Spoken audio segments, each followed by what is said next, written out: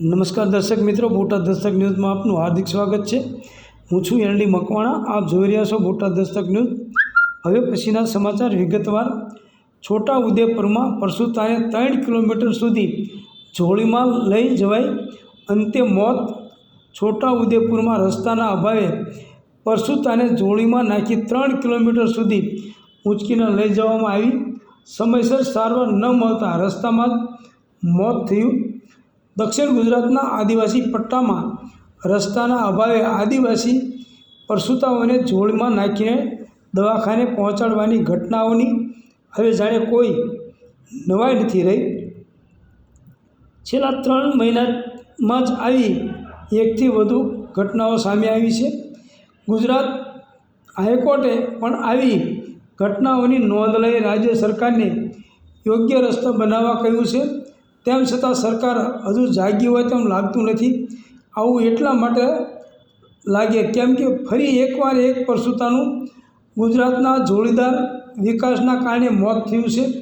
મળતી માહિતી મુજબ છોટા ઉદેપુરના કવાંટ તાલુકાના તુરખેડા ગામની મહિલાને પ્રસૂતિની પીડા ઉપડતા જોળીમાં નાખી 3 કિલોમીટર સુધી ઊંચકીને લઈ જવાઈ હતી। એ પછી એમ્બ્યુલન્સમાં કવાંટથી છોટા ઉદેપુર અને ત્યાંથી વડોદરા રિફર કરાઈ હતી, પરંતુ પ્રસૂતિ થાય તે પહેલાં તેનું મોત થયું હતું।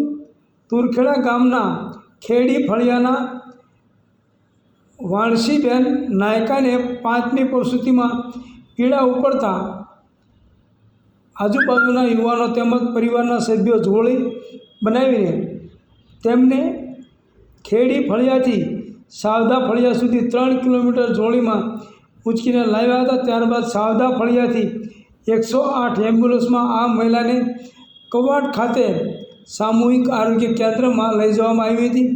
કવાંટથી તેને છોટા ઉદેપુર ખાતે વધુ સારવાર માટે મોકલવામાં આવતા ત્યાંથી વધુ સારવાર માટે વડોદરા ખાતે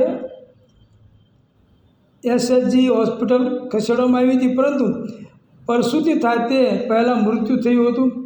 ઉલ્લેખનીય છે કે આઝાદીના 78 વર્ષ પછી પણ તુરખેડાના આ ફળિયાને રસ્તાની સુવિધા મળી નથી। છોટા ઉદેપુર જિલ્લામાં આરોગ્યની સેવાઓ નિમ્ન કક્ષાની છે। કવાંટ સામૂહિક આરોગ્ય કેન્દ્ર આવેલું હોવા છતાં આ મહિલાને છોટા ઉદેપુર મોકલવામાં આવી હતી, જ્યારે છોટા ઉદેપુર ખાતે સિવિલ હોસ્પિટલ હોવા છતાં તેને વડોદરા ખાતે રિફર કરાઈ હતી। આ સમય દરમિયાન મહિલાની હાલત કફોડી બનતા મહિલાનું મોત થયું છે। સ્થાનિકોનો આક્ષેપ છે કે સરકાર અમારા વિસ્તારમાં રસ્તા બનાવતી નથી। રસ્તાના અભાવે ગત વર્ષે પણ એક મહિલાનું મોત થયું હતું। અગાઉ પણ 2 મહિલાઓને આ રીતે જોળીમાં નાખીને હોસ્પિટલ કે એમ્બ્યુલન્સ સુધી પહોંચાડવામાં આવી। હાઈકોર્ટે આ મામલે રાજ્ય સરકારને આદેશ આપ્યો હોવા છતાં સ્થિતિમાં કોઈ સુધારો થયો નથી। Botad Dastak news, LD Makwana, Botad.